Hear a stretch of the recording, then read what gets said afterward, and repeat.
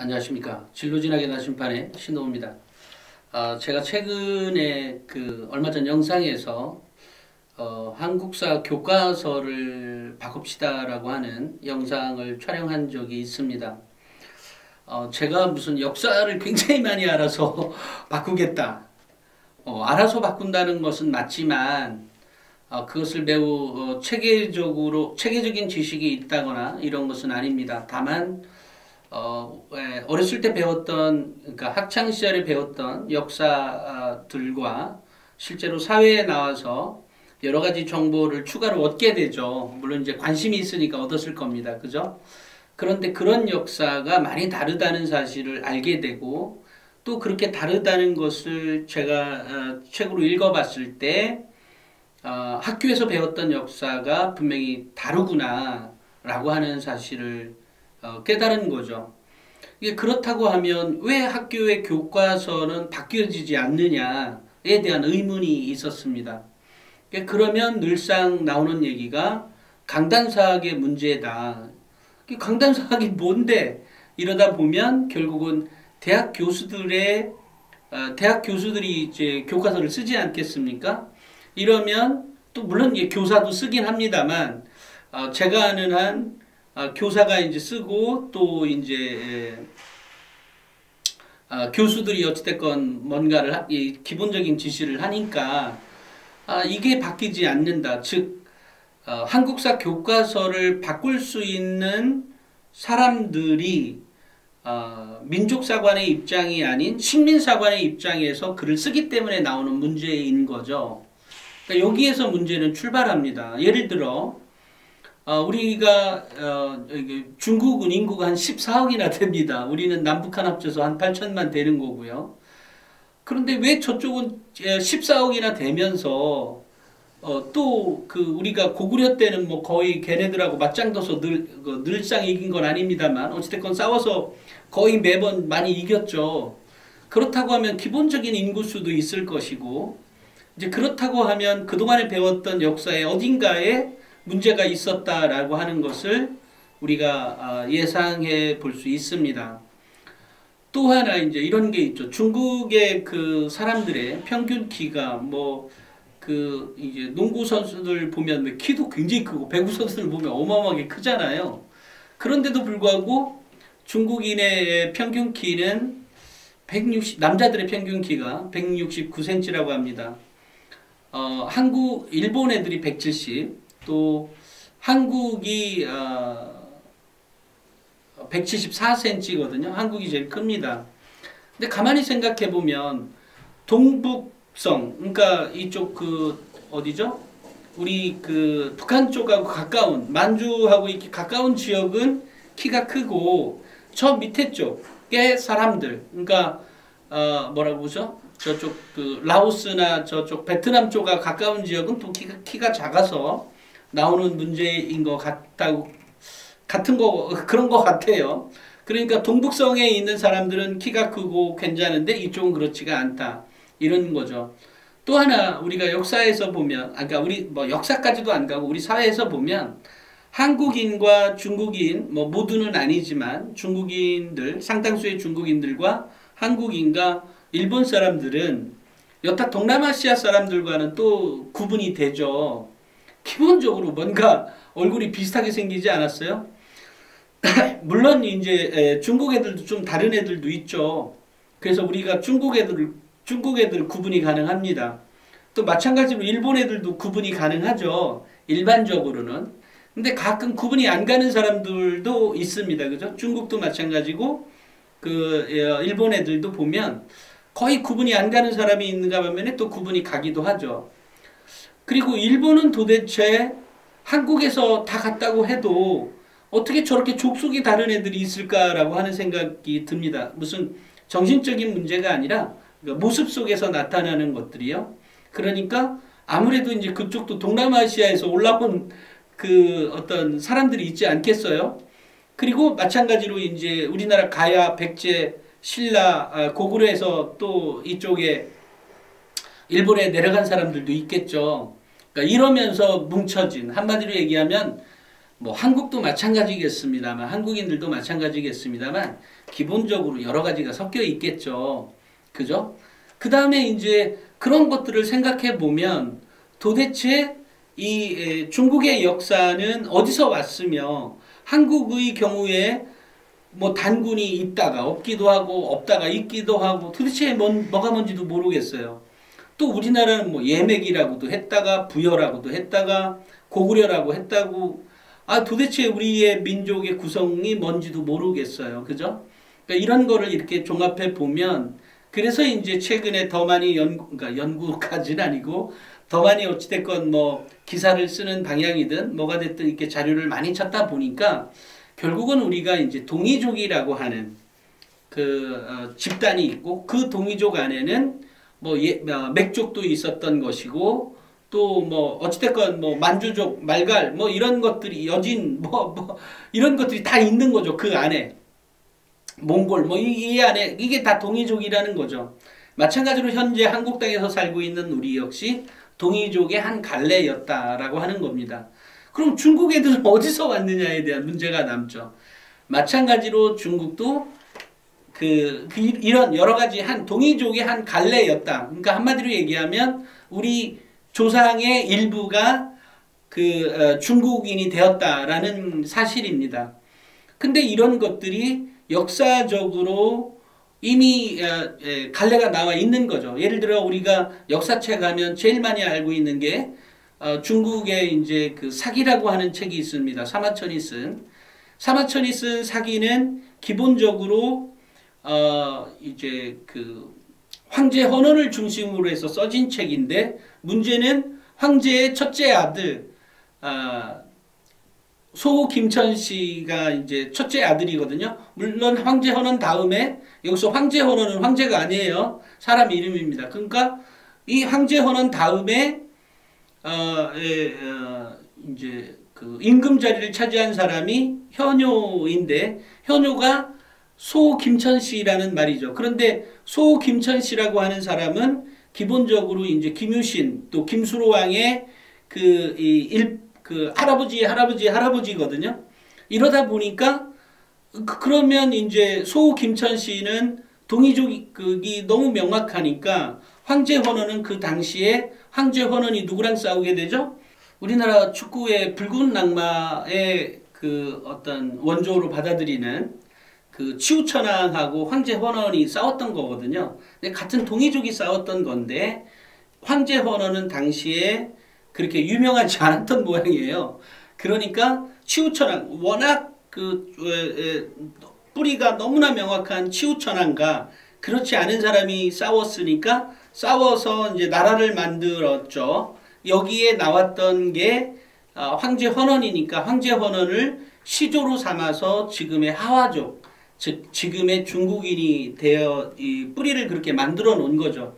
다만 아까처럼 소 김천씨도 기본적으로 중국 애들의 입장에서 보면 너무 명확하게 동이족이라고 나오기 때문에 이것을 뭐 당시에는 이 사마천 이전에 한참 전 사람들을 가지고 끄집어서 얘기한 거기 때문에 결국은 그 당시에 있었던 것을 기록한 게 아니에요. 그러니까 사마천은 한나라 때 사마천이 사기를 쓴 거기 때문에 그 이전 뭐 한 1500년 전, 2000년 전 얘기를 끄집어서 쓰다 보니까 당연히 그 당시 사람들은 황제 헌원이 치우천하고 싸운 것은 이제 명확하니까 황제 헌원을 중심으로 역사서를 새로 쓰게 된 게 사마천의 사기가 되는 겁니다. 이러다 보니까 그게 이제 중국의 시조가 되었고, 지금 우리가 인식하고 있는 중국은 황제 헌원이 이렇게 나왔구나. 이게 이제 사망오제부터 시작이 되는 거거든요. 사망오제라고 하는 것은 사망은 그냥 이게 껍데기로 만들어 놓고 사망의 마지막 황제 헌원을 중심으로 해서 오제를 만들어서 역사서를 집필한 것이 사마천의 사기거든요. 이게 이제 제가 알고 있는 겁니다. 자, 이렇게 되었을 때, 이렇게 되면서 이제 그러니까 동이족의 한 갈래에서 나온 거죠. 한마디로 얘기하면 중국의 시조가. 즉 그러면 그 이전에 하나라, 은나라, 하은주라고 하는 게 2000 몇백 년 전에 있었던 거 아니에요? 그러니까 이 시절은 이 사마천이 다 바꿀 수가 없으니까 그 당시에 우리가 알고 있는 하나라, 은나라 역시 다 뭐 상나라, 그러니까 은나라, 상나라를 이렇게 부르죠. 이런 것들이 다 동이족, 우리 민족의 역사라는 겁니다. 다만 이제 우리가 우리 책에서 그러니까 현재 우리가 나온 역사서에서는 그것을 디테일하게 연구하는 사람들이 없죠. 가장 큰 이유는 이제 우리나라의 그 학자들이 주로 교수직을 차지하고 있고 그 교수를 하는 사람들이 그런 거 민족사관의 입장에서 어떤 연구를 하는 것이 아니라 늘상 식민사관에 의해서 역사를 집필하고 있다 보니까 당연히 이런 연구가 소홀해질 수밖에 없는 거죠. 그러니까 이런 상황에 있을 때 최근에 이제 중국에서는 이제 하나라, 은나라가 동이족, 우리 민족의 것이다라고 이제 그렇다고 한국 민족한테 딱 있다라고 쓴 게 아니라 동이족의 역사박물관을 새로 만들게 됩니다. 이러면서 우리가 알고 있는 태호복희 씨라든지 소김천 씨라든지 치우천왕이라든지 이런 것들이 다 이제 그 우리 동이족의 역사라고 해서 동이박물관을 따로 만들어 놓은 거죠. 그러니까 이전에 우리가 알고 있었던 그리고 정말 대단한 문화, 예를 들어 중국의 황하문명보다 2000년이나 앞선 그 홍산 문화라든지 이런 그 주위에 이제 여러 가지 문화가 있어서 그것을 전체적으로 유화 문명이라고 하는데 이 유화 문명이 이게 동이족의 문명이었다는 것이 이제 이 동이 역사 박물관에 중국도 인정해 놓은 것들이 있습니다. 이렇게 그런데도 불구하고 우리가 배우는 역사 교과서에는 중국도 인정하고 있는데 우리나라 역사 교과서에는 없어요. 웃기죠. 그만큼 우리나라 역사의 그 역사학자들, 대학 교수들이 공부를 안 한다는 것이고 외국 학자들도 이거 니네들 거야라고 얘기하고 있지만 우리 게 아니라고 빡빡 우기고 있는 게 우리나라 역사학자들이라는 거죠. 이게 얼마나 웃겨요. 그러니까 이런 사람들이 대한민국의 대학교의 교수들로 연구를 하고 있으니까 역사책이 제대로 써질 리가 없는 거죠. 바로 이런 문제에 대해서 우리는 이제 최근에 인터넷이 이제 매우 발달돼 있죠. 이러다 보니까 뭐 사기를 직접 볼 수도 있고 여러 가지 사정에 여러 가지 그 어떤 정보 루트를 통해서 새로운 정보를 얻게 되죠. 이러다 보니까 당연히 현재 써 있는 역사 교과서와 우리의 역사 교과서가 전혀 다른 거죠. 그러니까 우리가 알고 있는 역사가 전혀 다르게 되는 겁니다. 이러다 보니까 역사는 매번 식민사관에 의해서 배우지만 이건 도대체 납득을 할 수가 없는 거죠. 그러니까 역사 교과서가 늘상 어떤 흐름 속에서 이해되는 학문이 아니라 늘상 외워야 되는 학문으로 전락돼 버리고 마는 거죠. 이러다 보니까 역사 교과서를 바르게 쓰자. 이제 그렇게 하려니까 대통령이 되었다 그래서 이거 역사 교과서 바꾸라고 해서 바뀌어지는 게 아니지 않습니까? 그죠? 이러려니까 결국은 많은 시민들이 역사에 대한 기본적인 인식을 갖고 있어야 되고 어느 것이 잘못되었는지를 판단해낼 수 있는 역량을 길러야 되는 거죠. 이런 능력을. 그러니까 이러려다 보니까 지금 제가 이런 얘기를 하고 있는 거고요. 이덕일의 한국통사에 보면 앞쪽에 유화 문명과 홍산 문화에 대해서 이제 쭉 나오게 되거든요.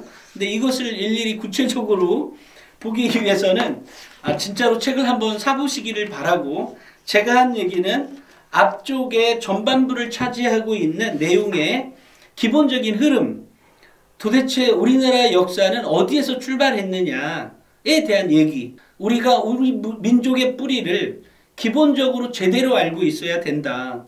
그게 아까처럼 동이족이라고 하는 문화가 있는 것이고 동이족이 만들어 놓은 역사의 뿌리가 지금의 중국을 만들었고 또 우리 고조선 이게 다 있는 거죠. 어찌됐건 우리는 그 뿌리를 하나의 뿌리에 원 뿌리를 갖고 있는 게 우리 민족이라는 것이고요. 또 그것들이 다시 일본에 가서 또 나라도 만들게 되고 만들어 놓고 이렇게 되어 가는 거죠. 지금 보면 이제 서로 간에 같은 민족이라고 얘기할 수는 없죠. 같은 민족? 민족이라는 말 개념 자체가 사실 그렇게 뚜렷한 구분은 아니잖아요. 아니다 보니까 다만 지금 현재 상황에서 어찌됐건 중국 애들은 지들 중국 민족이라고 하니까 그렇다 치고 우리는 지금 이제 한민족이라고 하는 걸로 하는 거고 일본 애들은 또 뭐 일본 나름대로 자기들 일본족이라고 하겠죠. 이런 것들처럼 그렇지만 역사의 뿌리만큼의 중심에는 그런 동이족이 있고 그 동이족의 중심이 되는 게 현재 우리가 살고 있는 우리가 같이 있는 우리 한민족이다. 뭐 이런 얘기가 되는 겁니다. 그렇기 때문에 역사에 대해서 제가 지금 이게 매우 디테일에 나가면 한도 끝도 없어서 이렇게 나가는 대신에 제가 이해한 역사에 대해서 잠깐 말씀을 드렸습니다. 그러니까 뭐 우리 중국의 역사라 그래서 뭐 하나라 은나라 뭐 다 중국의 역사가 아니라 우리 동이족의 역사고 그 동이족의 중심에는 우리 현재의 한국인이 있는 거다. 그리고 그 한국인의 그 하와족 중국 애들은 결국 우리나라 그 동이족 뿌리에서 갈라져 나온 그러니까 한마디로 얘기해서 새로 만든 족속인 거죠. 당연히 한문은 그 이전부터 있었기 때문에 한자는 이전에 있었기 때문에 당연히 동이족의 역사의 산물인 거죠. 한자도 마찬가지로 공자도 죽기 전에 자기가 동이족이었다라고 얘기하고 죽었다고 하는 것만큼 동이족이라고 하는 사실은 정확히 알고 있었던 사람이다. 다만 그 사람이 나중에 이제 하와족의 주나라 하와족 어쩌적으로 이렇게 뭔가를 하자고 했을 때 이미 이제 그 동이족의 뿌리를 두고는 있지만 주나라를 중심으로 뭐 뭉치자 뭐 이런 걸로 해서 결국은 이제 자신의 뿌리는 그거였지만 한마디로 지금 생각하면 친중파겠네요. 그죠? 이런 사람이었다. 뭐 이렇게 얘기가 되겠습니다. 제가 역사를 잘 기억하고 있는지는 모르겠네요. 다만 기본적인 얘기는 맞습니다. 그러니까 우리가 역사의 뿌리, 그러니까 아시아의 동북아시아의 뿌리는 우리 한국인이었고 그런 거에 갈래가 중국 애들도 있고 일본 애들도 있는 거다. 이렇게 이해하시면 되겠습니다. 뭐 이런 뿌리는 저는 매우 중요한 역사라고 생각합니다. 이 방송을 보시는 우리 학부모님들 또는 우리 학생들 또는 뭐 이것과 관계없는 사람들도 역사를 정확히 알고 있는 것만큼 우리 역사 교과서가 하루라도 좀 더 빨리 바꿔질 수 있는 힘이 생긴다. 이렇게 이해해 주시면 좋겠습니다. 오늘은 여기까지 하겠습니다. 감사합니다.